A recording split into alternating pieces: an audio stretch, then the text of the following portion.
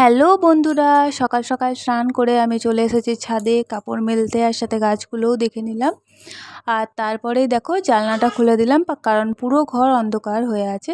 আর ঘুম থেকে উঠে বিছানার কি অবস্থা দেখো। তো আমার ঘুম থেকে উঠেই প্রথম কাজ হচ্ছে বিছানাটাকে পরিষ্কার করা। এখন মেয়েও ঘুম থেকে উঠে গেছে, তাই ভাবলাম যে এই সুযোগে বিছানাটাকে পরিষ্কার করে নিই, চাদরটাও চেঞ্জ করে নিলাম। যতক্ষণ বিছানাটা অগোছালো হয়ে থাকে ততক্ষণ আমার এটাকে ঘর বলে মনে হয় না, জানো তো। আর দেখো এখন বিছানাটা গুছালাম তো কি সুন্দর দেখাচ্ছে, তাই না?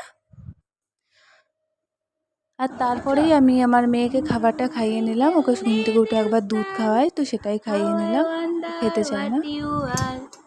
Up above the world so high, like a diamond in the sky. Twinkle. আর আজকে রবিবারের খাবার হচ্ছে এটা, বাবা এনেছে কিনে। তো খুব সুন্দর খেতে। আর রবিবারে কচুরি বা ছোলা ভাটোরা কিছু না হলে বেশ মনটা ভালো লাগে না, তো আজকে এটাই খেয়ে শেষ করলাম।